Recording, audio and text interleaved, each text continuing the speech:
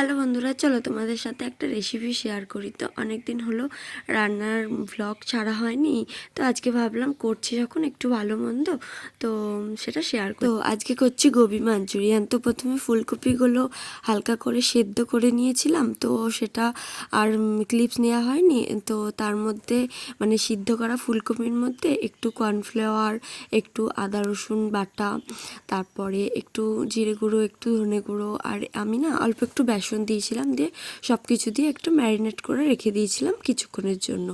আর ডিমটা আমি আর দিইনি কো, অনেকজনা দেয় কিন্তু আমি আর ডিমটা দিইনি, মানে চিলি চিকেন স্টাইলই হবে, যেহেতু আমি করছি ওই জন্য তোমাদের সাথে একটু শেয়ার করছি।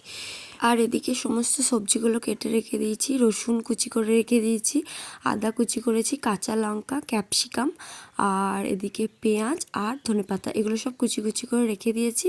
আর এদিকে কড়াইয়ে ফুলকপিগুলো ব্যাটারে মাখিয়ে ভাজতে দিয়ে দিয়েছি। আর এদিকে চলো সসটা বানিয়ে নিই। প্রথমেই একটা বাটির মধ্যে নিয়ে নিলাম ভিনিগার, তারপরে নিয়ে নিলাম সয়া সস। আর সয়া সসটা নিজেরা নিজেদের পরিমাণ মতো দেবে, কেউ একটু টকটক খেতে ভালোবাসে, তো আমি 2 চামচ দিলাম। আর এদিকে দিয়ে দিচ্ছি টমেটো কেচাপ। আর টমেটো কেচাপ দেওয়ার পরই এখানে দিয়ে দিলাম রেড চিলি সস। আমার কাছে গ্রিন চিলিটা ছিল না, তো আমি একটু বেশি করে কাঁচা লঙ্কাটাকে কুচিয়ে দিয়ে দিচ্ছি। আর এদিকে একটু রেড চিলিটা তোমরা তোমাদের পরিমাণ মতো দিয়ে দেবে। আর এদিকে একটা শেজওয়ান চাটনি সস দেখেছিলাম, তো সেটাই নিয়েছিলাম দোকান থেকে, তো সেটাও একটু দিয়ে দিলাম। এটা যে কোনো চাইনিজ রান্নাতেই তোমরা দিতে পারো। তারপর এই সসটার মধ্যে একটু জল নিয়ে একটু নাড়িয়ে নিয়ে আমাদের সালে মানে ম্যাঞ্চুরিয়ানের সসটা রেডি হয়ে যাচ্ছে।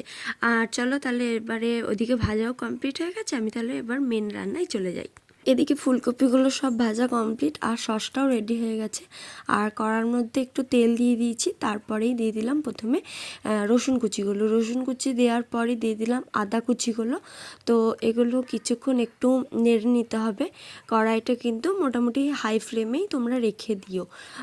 তো চাইনিজটা একটু তো হাই ফ্লেমেই রান্না হয়। তারপরেই দিয়ে দিলাম পেঁয়াজ কুচিগুলো। তো পেঁয়াজ কুচিগুলো দেওয়ার পর কিছুক্ষণ বেশ ভালো করে নেড়ে নিতে হবে, তারপরেই দিয়ে দিতে হবে ক্যাপসিকামগুলো। আর তারপরে দিয়ে দিচ্ছি কাঁচা লঙ্কা, আর দিয়ে দিচ্ছি একটু নুন। তো তারপর এটাকে বেশ ভালো করে অনেকক্ষণ ধরে নাড়িয়ে নিতে হবে হাই ফ্লেমে। তারপরে দিয়ে দিলাম চিনি, আর চিনিটা দিয়ে নাড়ানোর পর দিয়ে দিলাম যে বানিয়ে রেখেছিলাম সসটা, সেই সসটা দেওয়ার পর কিছুক্ষণ নাড়িয়ে নিলাম।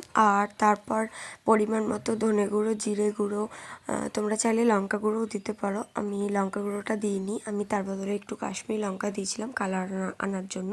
তারপরেই দিয়ে দিলাম ভেজে রাখা ফুলকপির যে পকোড়াগুলো বানিয়েছিলাম সেগুলো। তো সেগুলো দেওয়ার পর বেশ ভালো করে নেড়ে নিলাম। আর এটা নামানোর আগে মানে আমার মাঞ্চুরিয়ানটা প্রায় একদম রেডি। আর নামানোর আগে একটু কর্নফ্লাওয়ার ঠান্ডা জলে গুলে কিন্তু তোমরা দিয়ে দেবে, তাতে ঘনত্বটা বেশ ভালো আসে।